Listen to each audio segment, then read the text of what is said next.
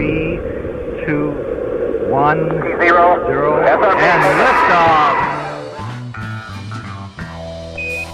Welcome to Mission Control, Peralta Design's podcast on all things branding and digital marketing. Since 2008, Peralta Design has launched hundreds of brands with award-winning identities and websites. Join our hosts Ramon and Jorge as they use decades of combined experience to tackle topics with past clients, industry partners, and the rest of the PD crew. At Peralta Design, we launch brands. But for now, let's launch right into this episode of Mission Control. Hey everybody, welcome to Mission Control, Peralta Design's official podcast for everything branding, marketing, and entrepreneurship, where we respect the grind and reclaim the American dream. I am your host, Ramon Peralta from Peralta Design, and we launch brands. I'm very excited to have a special guest today, someone that I consider a big brother in some ways, even though I'm taller. And a mentor. You didn't know what kind of show this was going to be, right? A mentor, someone that I've known for many years, and he's given me a lot of solid advice, and he helps a lot of other businesses as well. Please join me in welcoming Mr. Tony Rodriguez. Yes. Well, thank you, Ramon, for that great introduction. I do appreciate that. You know, I may not be the giant that you are, but I try to compete. You know how they say we stand on the shoulders of giants. Right. You know, sometimes they're not giants, but I'm definitely on your shoulders because you've helped me tremendously over the years. Well, I appreciate that very much.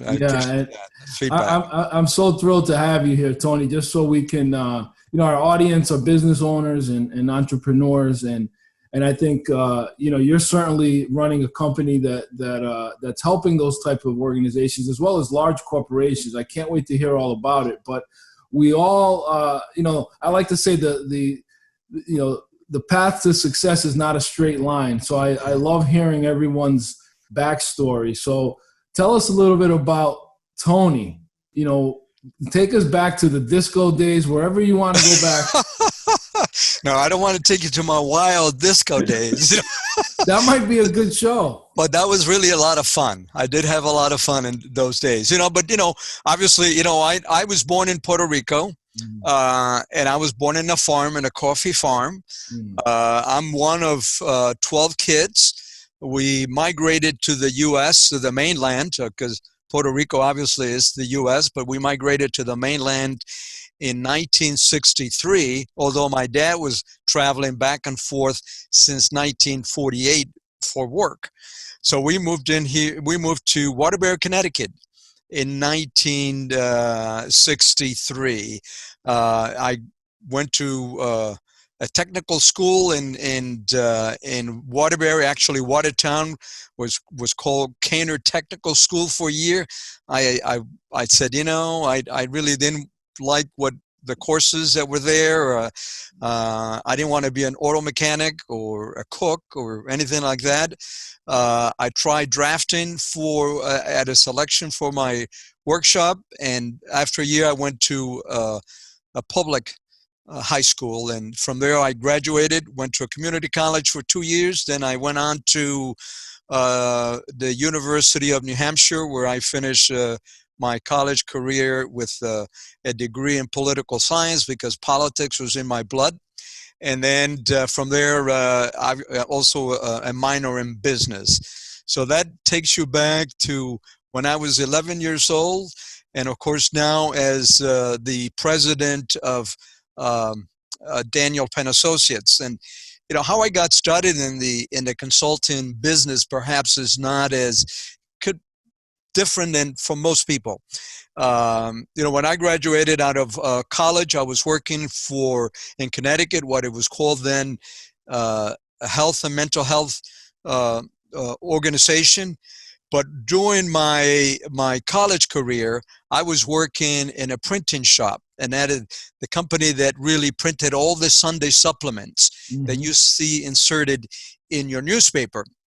And I would work the second shift, and obviously that's the way that I pay my way through college, because my folks were not folks of means that they will be able to, pay your college tuition. You have to earn it. Mm-hmm. And so I did.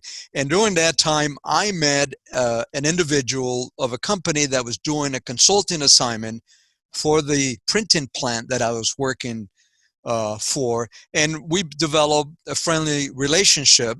And so after he concluded that project, I don't know if he would touch base with me. Christmas card, we exchanged Christmas cards. Then one day, out of the blue, when I was working at this mental health agency, which I was not thrilled with the work I was doing, he said, "Hey, would you like to come and work for us?" I said, "What do you mean?"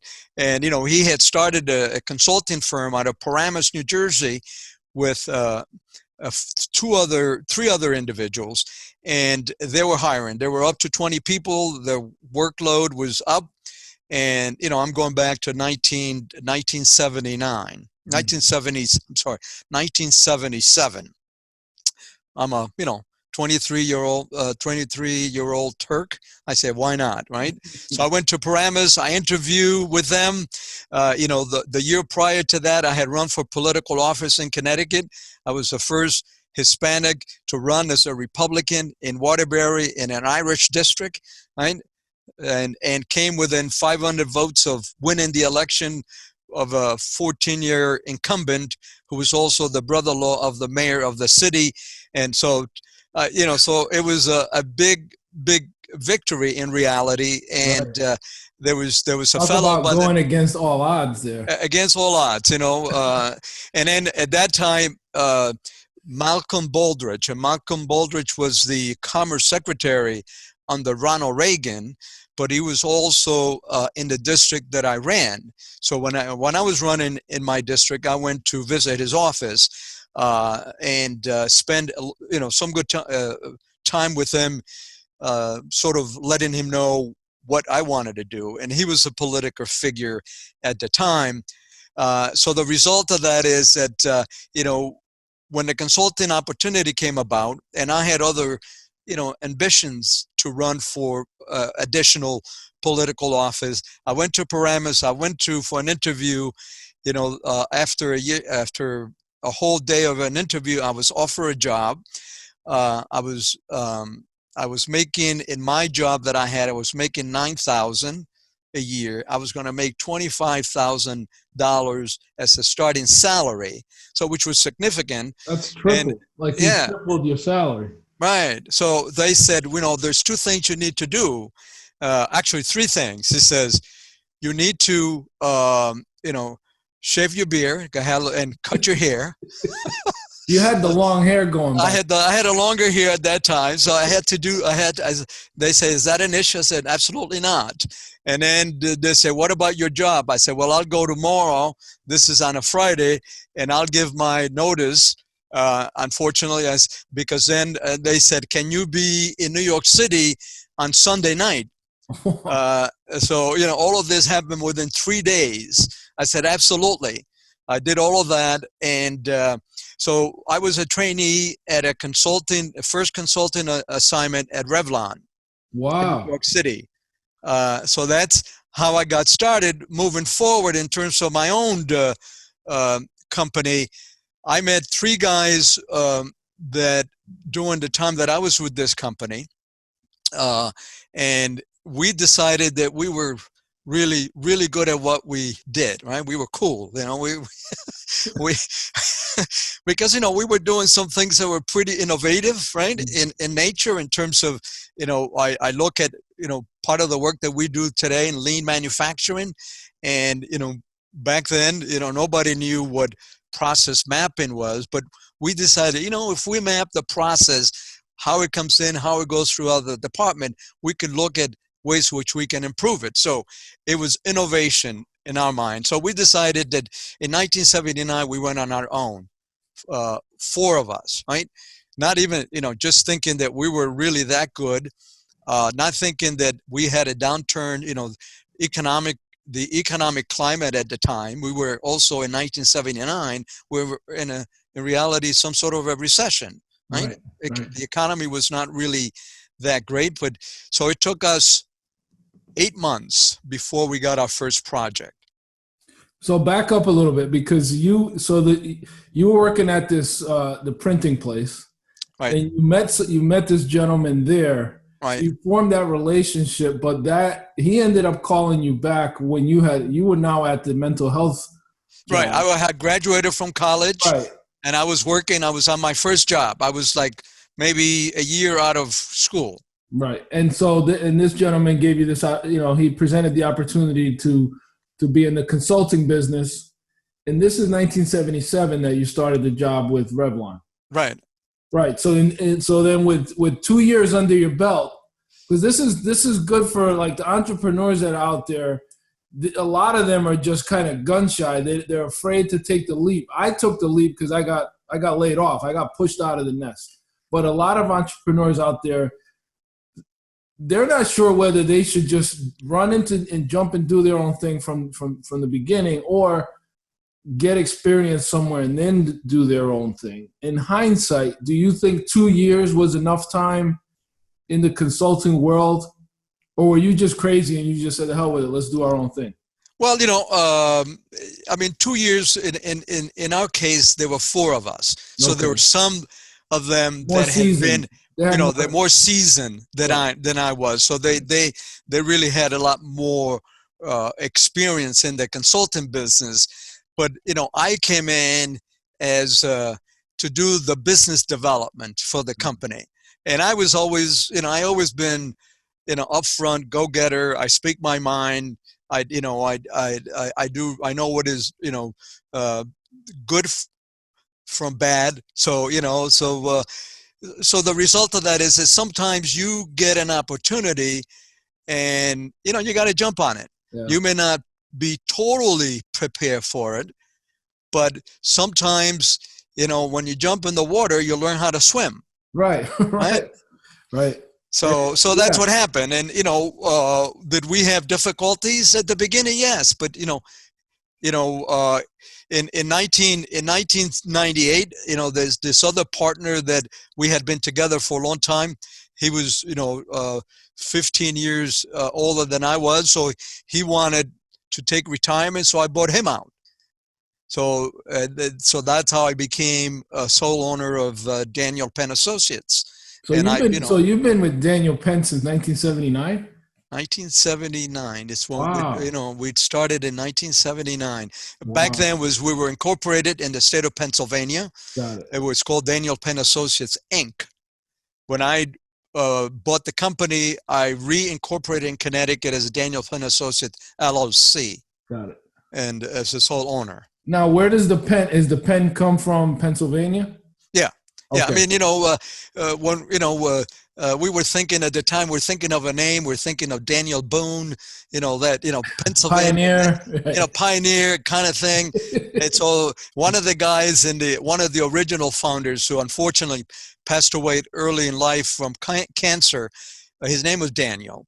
So, we're trying to assimilate Daniel Boone to Daniel Penn. And, the Penn name is quite significant in Pennsylvania. It is, yeah. Right. So we said, okay, let's go with Daniel Penn. So I like it. I mean, from a branding standpoint, I thought you guys did a great job. It's held the test of time. Mm-hmm. It sounds like something important. Right. I love the logo. We didn't do it. I can't take credit for it, but you guys were visionaries, in the 70s. I mean, you guys had established a company and that's still around today. Mm-hmm. And talk a little bit about, there are questions I want to ask about the industry itself, but there was something you mentioned that's important that I think a lot of our listeners care about. And that is, you bought out a partner. How did that come about? Did he have a succession plan, or was it done over time? How did that actually happen? It was done, we had, he wanted out. He didn't want to travel. So he wanted out. And so what we did is, at the time we had about a $750,000 project that was going to begin with Merck. Okay. In Pennsylvania. And he was like half hour away from that project. So we decided that he would take over that project. He would be all his, and I will, in exchange, I will take over Daniel Penn. And so, there was no valuation of the company at the time. Got it. Because, when you're a small consulting company, it's really the owners that, the principals that really bring the value, right? To the organization. So that's what we decided to do. And we were both, good friends. And so we thought that was a fair trade. And you take that project. I mean, I'm assuming you drafted up some language where. Yeah, we drafted up some language, and he kept Daniel Penn Associates Inc. to work that project. I reincorporated as Daniel Penn Associates LLC. And after that project, he fully retired. That was the, so he was not a competitor of mine, because we agreed that, we couldn't be competitors. And he says, so we agreed that there would be no competition as part of our agreement. And we went separate ways, and, we still stay in touch, not as frequently as we used to. But, that was it. I mean, and I went on my own, and, been doing it since 19, actually, we incorporated Daniel Penn Associates in December 28, 1998, and really began fully operational in 1999. That's amazing. I mean, that's 40 plus years. Right. It's about 40, almost 45 years that, and that Daniel Penn Associates has been in business as an organization. That's awesome. Now, over the years, has it gone, like, what's the largest you've been? Largest by meaning, have you staffed and then, like, let go of people and then hired, and, like, what's that been like? I mean, in my case, interesting story for us. We were working at different verticals. So from 2005, 6, we were doing a lot of work in the financial sector. So, we were doing a couple of big projects for Vanguard. We were doing Bank of Boston. There was a number of financial sectors that we were working in. And so we decided, and at the time we were doing a lot of work in business process improvement in those sectors, but also in staffing. And so we developed a software package, software as a service for the banking industry. And we went into in 2007. And so and what that service did is that it would enable a bank to determine how many tellers they needed every day of the week by hour of the day in order to be able to provide good quality service to their customer, but to do that at a very cost-effective basis. And so we decided we focus on one vertical, the financial sector. Then, so by early September, end of August of 2008, we had about $3.5 million of potential bookings for the financial sector in terms of this platform for staffing. Then I don't have to tell you what happened in September 2008, right? The bottom fell off the financial sector. A lot of the banks that we were dealing with went belly up because we were focusing primarily in the mid-sized banks, banks with 15 to 100 branches. A lot of them just totally went belly up. They got absorbed by larger institutions. Out of that $3.5 million worth of business, we got one project that moved forward, which was $25K, with a recurring revenue of about $5,500 a month. Imagine that. Everything else just disappeared. So, it was I sold my house in order to maintain the business. I'd maxed my line of credit with the bank in order to try to sustain the business. And at that time, I had 8 people working full time for me. And, I held them for six months. And after that, it says, couldn't do it. And so now I have 17 people that work with me, but they're all 1099s. Got it. Right? And so they work on a project basis. Most of them work for me primarily. They do some of the things on their own, but that is the model that I've utilized because it took about, I was probably about $1 million in debt by the end of 2009. And then, thank God I was able, when we talk about developing relationships, right, and providing good value to our clients and making sure that, remember, we had done a big project also at Merck operations in Rahway, New Jersey. And at the time, and that was all for their facilities management. And the director and the vice president of maintenance and operation had left, and he had become a director of facilities maintenance at New York Presbyterian and Cornell hospitals in New York. And he called out of the blue. He says, I need you, right?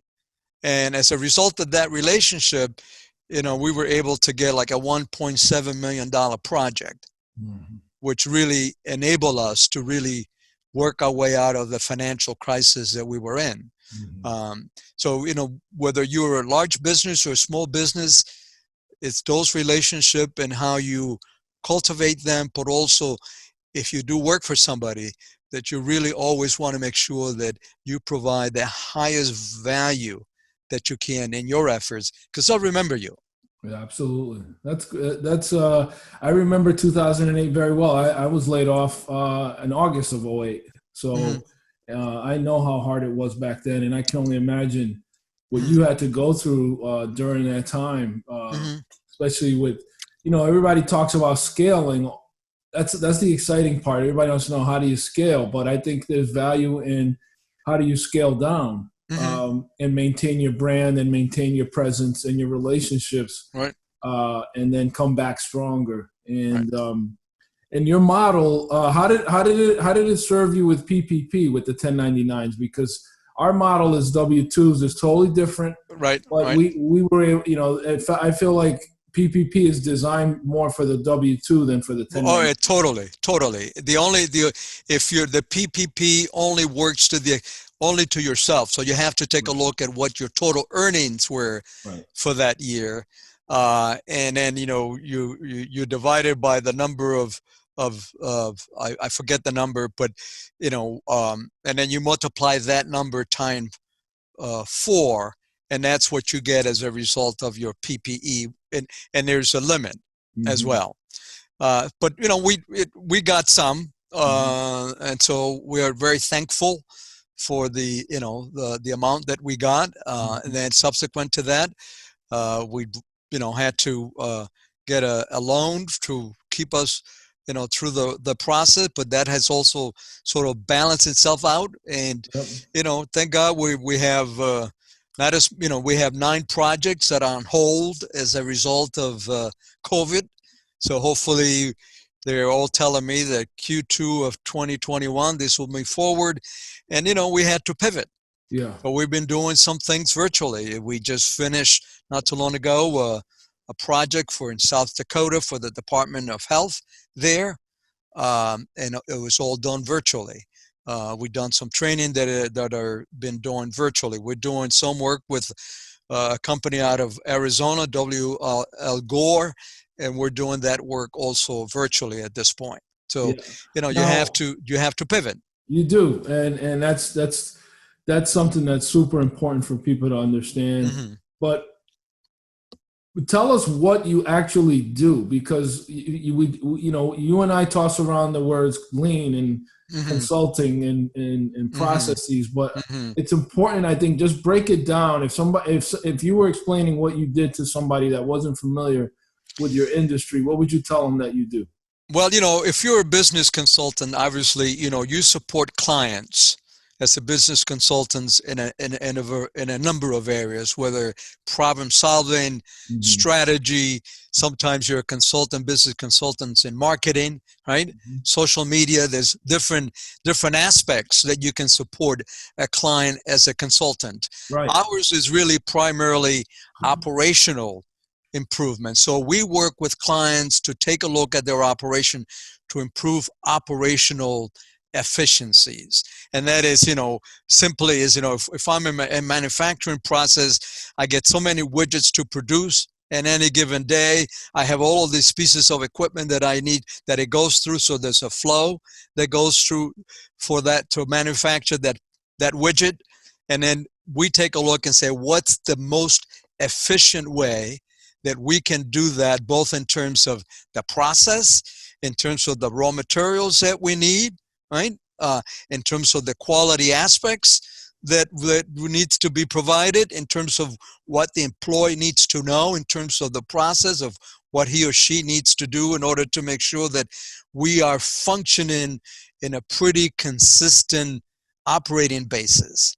So that's so we take a look at those kinds of operational efficiencies, and it's really we can do customer service operation to supply chain. For example, we recently did a project for Silgan dispensing system, and that's a supply chain, but it's really a supply chain issue when they got a customer order, right?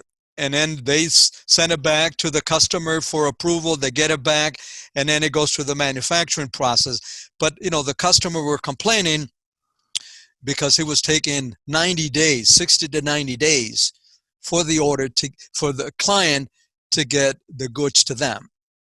So we came in to do a process map, what we call a value stream map.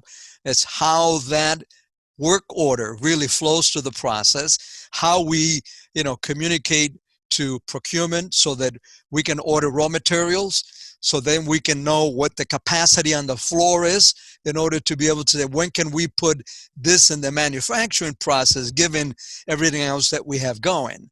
Right. So when we took a look at that, getting the order and the manufacturing process was not the issue, was really the supplier.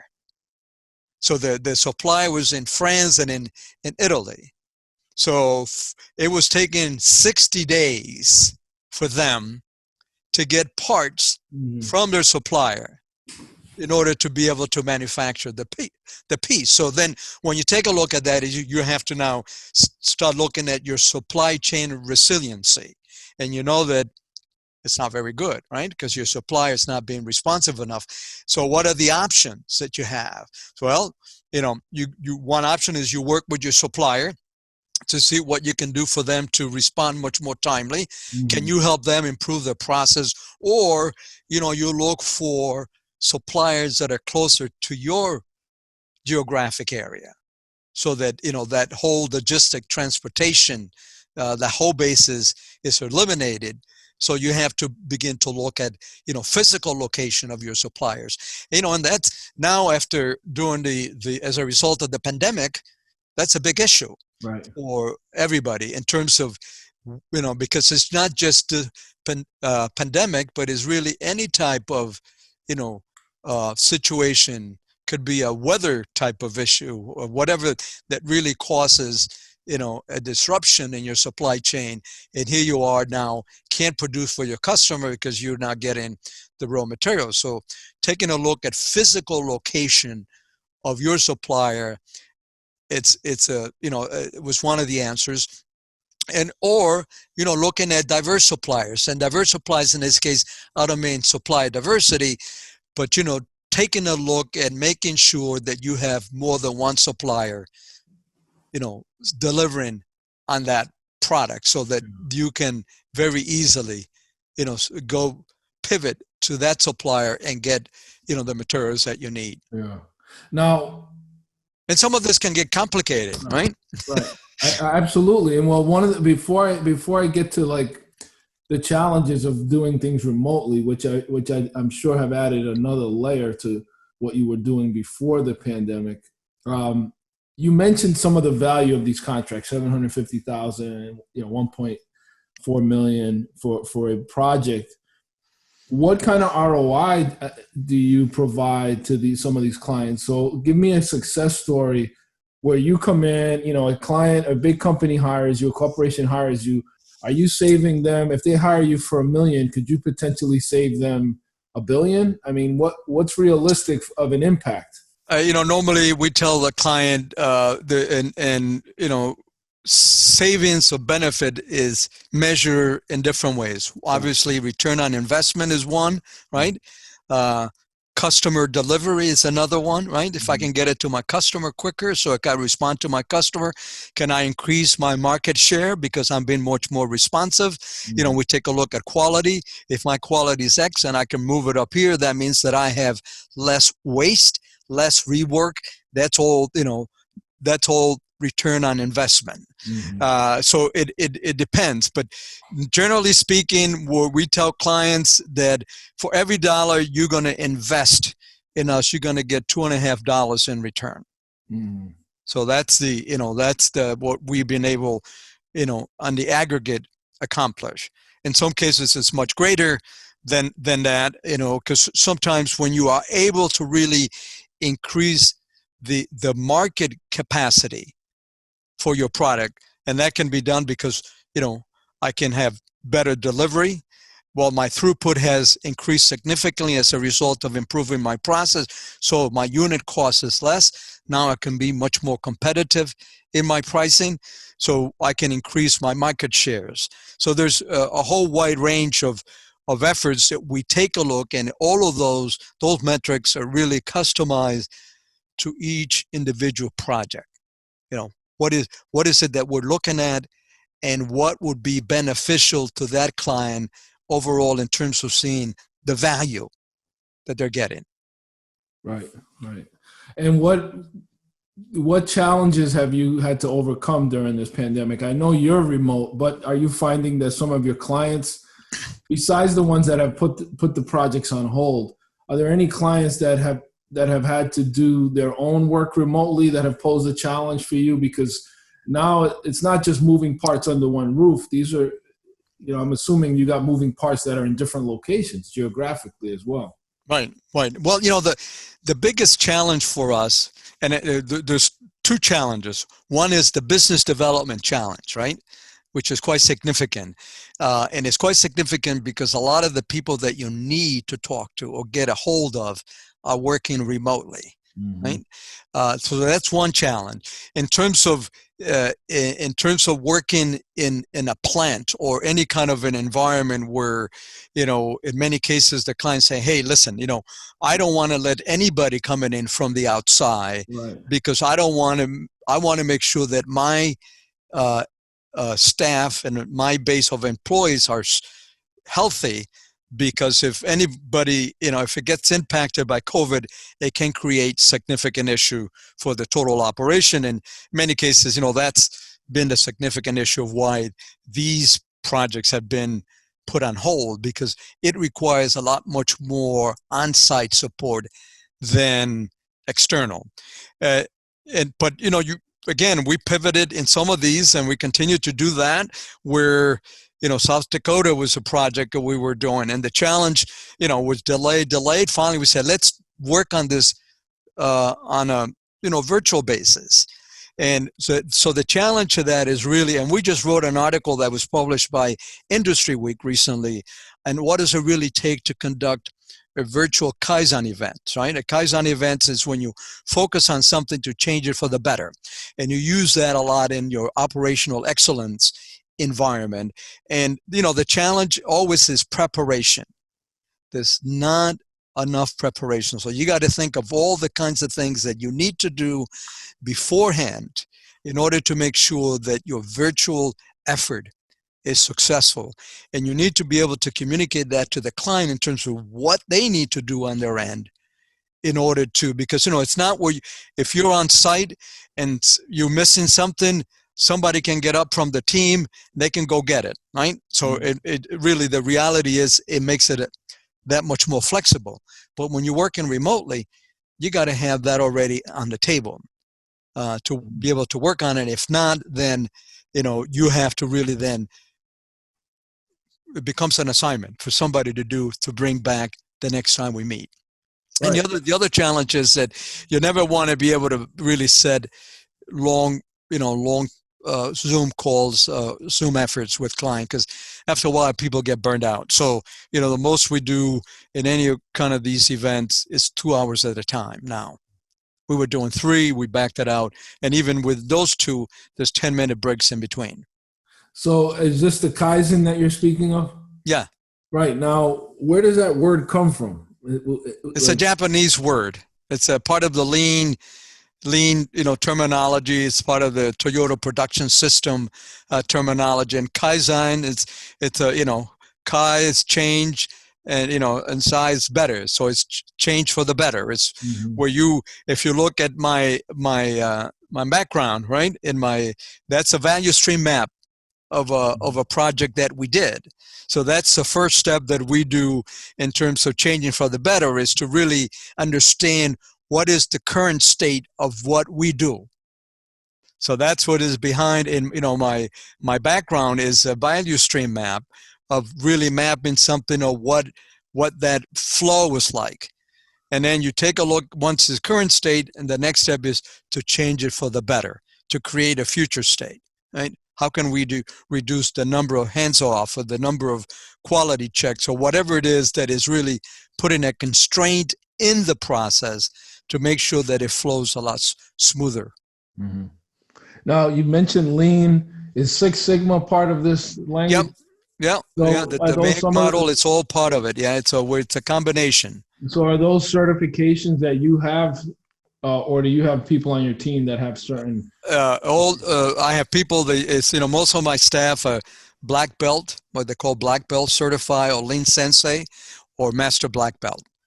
So, whenever we do this kind of work for a client in terms of lean, it's always a lean sensei, a black belt, or a master black belt that comes on board to do that kind of work. And why is it coming from all this Japanese stuff? Is it because of the manufacturing, the assembly line, and the process? Because I know, it's all based on the Toyota production system, which in reality, Henry Ford sort of invented in a sense that flow, production flow. He was the first founder of that. The Japanese took that and really took it to the next level. And they call it, the Toyota production system. And there's, a number of variations as it relates to the Toyota production system. But, that's the basis of how that happened. Got it. Now, what other management challenges are you seeing?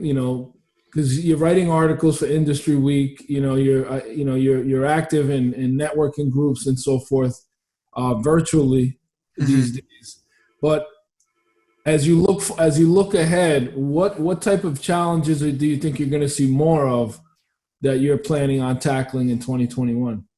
Well, I think that for us, the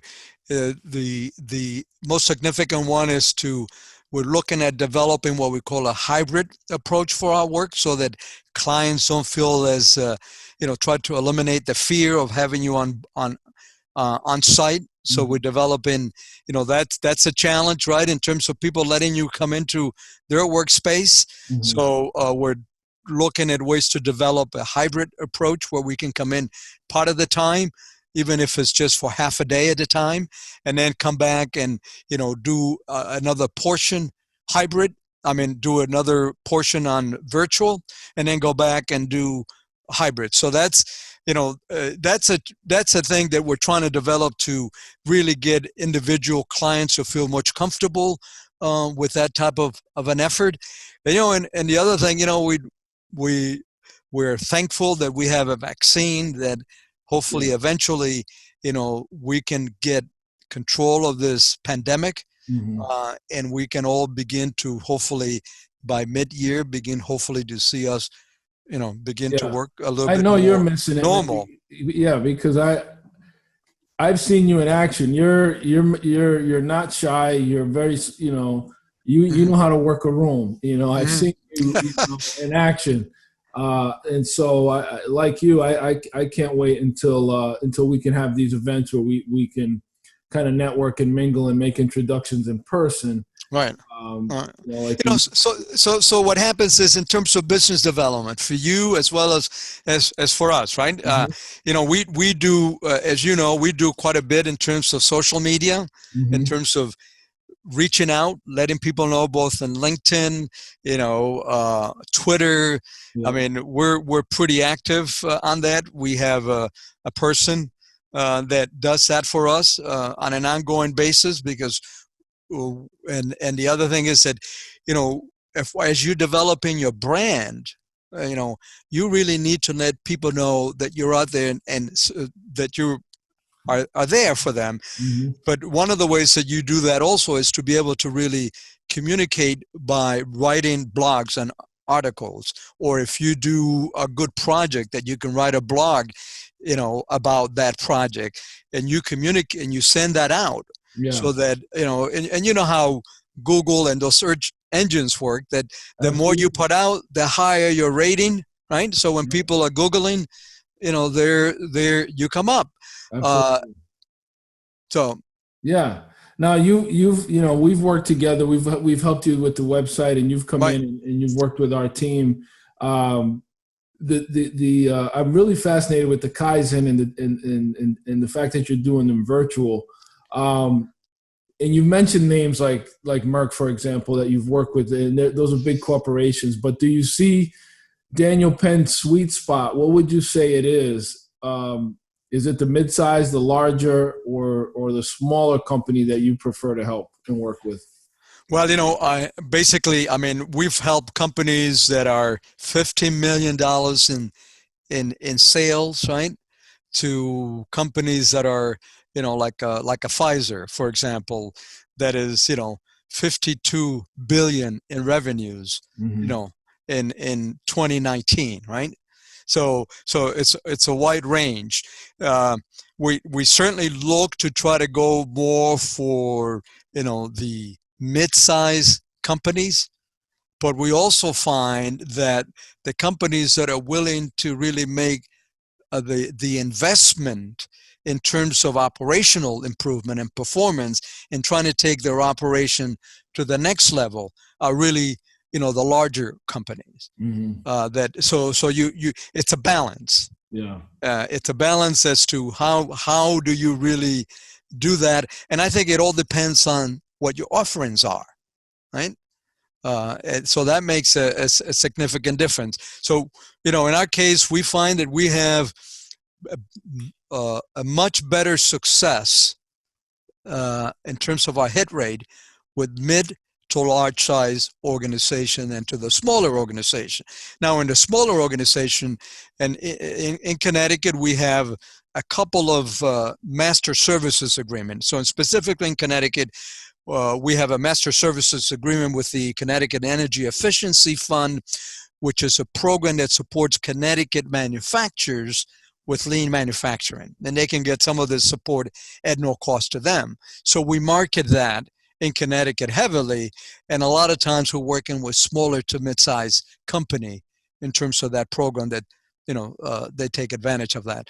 But when we look at side of Connecticut, and, we have clients, we service clients on a national basis, they tend to be the larger organization. So whenever we're marketing anybody that is really outside of Connecticut, we tend to go for, the larger companies that we know that, we can reach out to, and may have multiple operations, not just, in Connecticut, but they may have operations in other parts of the country and internationally. Mm-hmm.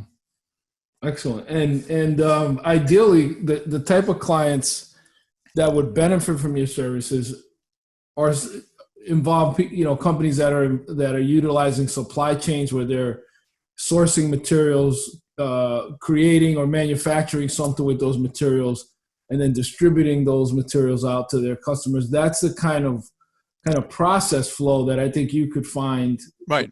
I mean, versus a company that's literally selling time or is not in the manufacturing space. Right. Unless, now, let's say a company that is selling time, right? Like a staffing firm, right? Or they're selling, So the reality of that is that they have, processes in place, right? Mm-hmm. Somehow somebody has to communicate with them, right? So they get, in that case, they may get an email, they may get, somebody puts their resume in their virtually, and then there's a process internally that we go through evaluating that and how that gets done.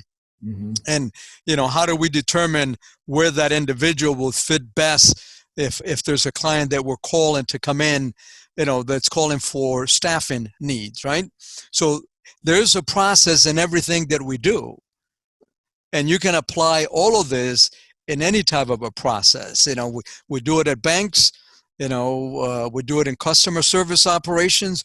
We've done it in utility operations, where people that come in and repair the cables and the lines when there's issues, or they come in and install service at your house. There's a process for all of that. And, and it has a movement, and it touches different hands, and there's different things that get done. So, it doesn't happen magically. So we can take a look at anything. Just happen that the bulk of our work tends to be, in that, manufacturing world, right? How often do you recommend a company conduct a Kaizen? Once a year or once a quarter?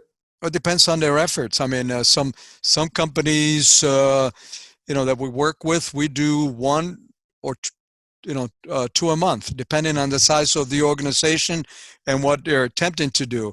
If it's a smaller organization, obviously, a Kaizen requires internal resources to participate. So it's a team approach. The consultant serves as the facilitator and the person that brings the variety of tools to the table that you train people to utilize. So in that case, if you're a smaller company, maybe you do once a month, or maybe you do one every quarter, right? Mm-hmm. Because of your kind of environment. But the key thing in all of this is really never to stop improving. Right. Because a lot of times what happens is we do something, we did something, nothing else happens. And and those are the statistically, it is known that 90% of plants in the U.S. Have really tried some portion of operational excellence, which would mean Lean, Six Sigma, ways to improve their operation. But only 3% of them have been successful. Mm-hmm. That's a huge disparity, right? It is. And the reason for that is that, you can't think of a Kaizen event of doing something and then you're done. Mm-hmm. It's the whole mentality of continuous improvement is really changing, and changing your culture, changing your process. Things, you may do something today this way, but something might change. New materials, new equipment, you need to look at it again, or new employees come in, mm-hmm. right? So, in all of that, you really need to look at a mindset of how do I improve my operation on an ongoing basis. Do you see a trend that you could predict of manufacturing offshore coming back onshore, or are we going to continue to see jobs go overseas, or what do you forecast? I think that it's going to take a while, but I think the move is on for companies to begin to look at moving to locations either in the U.S. or closer to the U.S. Like Mexico, it's becoming a spot where companies that are either in China and some other places are looking to move to, both for its proximity to the U.S., right? So that's a plus. In addition to that, there's good relations between the U.S. and Mexico, generally speaking, right? So the border transactions are much easier than, when it comes from China, as an example. So, you eliminate, as if you bring in something from China, it could be 6 weeks transit time, right? So that's a lot of time that before you get something. So I think people are looking at physical suppliers within the U.S. and companies that are in China, I think, are looking for ways to really look at bringing those operations to the U.S. or other countries that are more geographically located closer to the U.S. So I see that movement. It's not going to take, it's not going to happen overnight. I think that it will vary by industry sector. I think pharmaceutical, I think it's going to come back. I think Puerto Rico is going to benefit a lot from, the pharmaceutical sector. Because I, used to be really the all pharmaceuticals used to be in Puerto Rico. So now I think that that's going to probably come back much more rapidly than we think. Okay. All right, Tony. Well, we're getting close to the end. I do want people to get to know you a little bit. Tell us about how you stay in such great shape. Well, I exercise, right? I exercise and I make sure I eat well, right? And exercising, I used to be a member of the New York Sports Club. And so I used to, get up at 5:10. I'd be at the gym 5:30 in the morning. I do my hour plus of workout and all of that. I'd be at the office by 8 o'clock in the morning, so that disappeared. Actually, the sports club, the one that I belong to has closed down. The company is under Chapter 11 right now. But I get up every morning at home. I don't get up at 5:10, but I'm up at 6, and I do 5 days a week. I have a whole routine of different things that I do, anywhere between 45 to 60 minutes. I do that 5 days a week, and you have to do that. Keep sanity. And put it also, and obviously it's, good eating habits. Yeah.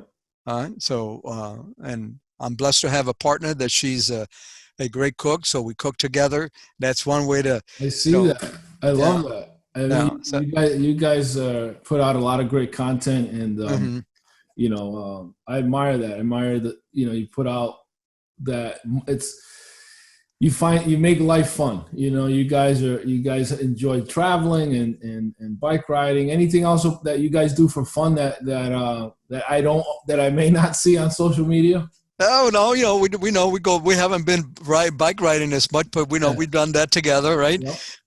We're really, we're looking forward to, we have a trip that was supposed to happen last September, and hopefully it will happen in May, and that's Tahiti. We're going to go on a bike tour and a cycling trip to that part of the world that I've been wanting to go for a long time, and if I like it, I may not come back. I know. Yeah, but basically, I like to be an ongoing person, and obviously the pandemic has really put a damper on that. You can't visit with your friends, and if you do that, you got to make sure they're in a bubble, right? So that's limited, and you try to, when you do that, it's really outside. So, I guess, I look at it this way. I'm blessed that I'm healthy, right? And I'm also blessed that I can still work. And I'm back in my office, and I'm working and, playing it, making sure that I stay safe. But it's really home, work, home, work, so it's that kind of trip, 15 hours a day, back and forth, and that's it. Although, on the 28th, there's a potential new client that call that's located in Connecticut. And so we're going to do an in-person meeting, social distancing with mask and all of that, because we got to take a tour of the plant. But, you're not going to mitigate 100% risk, 100%, but you got to do the best you can. Right. Absolutely. And you guys, I know you're active in the community. I've been to the jazz event Rotary. Are you still involved with Rotary? Yeah, I'm a big Rotarian. You know, Rotary, it's the organization that I've been involved since 1986. Mhm. And I'd been the president of our club. And the jazz brunch, which you mentioned, is one that I do for the club every year. And then this year we had to, postpone it, but we're hopeful that in, 2021, the first Sunday of November 2021 is when we hope to have it. And we hope that, we can have, 300 people in this event like we do in the past. Mhm. But, you don't know until we get closer to September and see what the state guidelines are. But yeah, I stay very involved with Rotary, and I stay very involved, with, other organizations that I support locally. And from the Y to the village, those are all in here in the greater Hartford area. Mhm. And of course, it's in my nature to really look out for the less fortunate, right? Yeah. So I'm very fortunate with what I have, and if whenever I can help and give, I do that. Yeah. Well, that's why you're my hero. So excellent. Now we're wrapping up. Just how can people find you? What's the best way for a client or someone interested in your services to reach you or find you? Well, a number of ways. You can go to Google and Google Daniel Penn Associates. They'll come up, or you can go to our website, which is www.danielpenn.com, and that's PENN.com. Or you can call me 860-232-8577, or you can send me an email at tonyr@, danielpenn.com. So, you can take a look at all of that, and you'll find us. And Twitter, our handle is DPA LLC. That's right. our handle, and you can find us on Twitter, and you can, also, if you like to connect with me on LinkedIn, I'm on LinkedIn, and connect with me. And if anybody has any questions, right? Because we're always, as you know, we're if you're looking to start a business, and as you mentioned earlier in the conversation, and sometimes is the hesitation to take a plunge, and sometimes when just like happened to you, Ramon, you got laid off, and then you took the plunge, right? Mm-hmm. If you had not taken that plunge, you would not be here, with this podcast. So, Exactly. you were a successful entrepreneur. So sometimes is taking that plunge, and it's never easy, because it's not easy. But, if you have an idea, if you have a passion of something that you can do, go for it. Excellent, man. Great wisdom, and a great way to end the show. Thank you, Tony, for making the time to be on here, and I'd love to have you back on, and I appreciate you joining us today. Well, I appreciate you for having me, and Merry Christmas. All right, you too, man. Thank Bye-bye. you, everyone, for listening to this episode of Mission Control. Until next time, this is Ramon Peralta with Peralta Design, and we launch brands. Thank you for taking this journey with us. To learn more about Peralta Design and our work, go to www.peraltadesign.com and subscribe to keep up with the crew.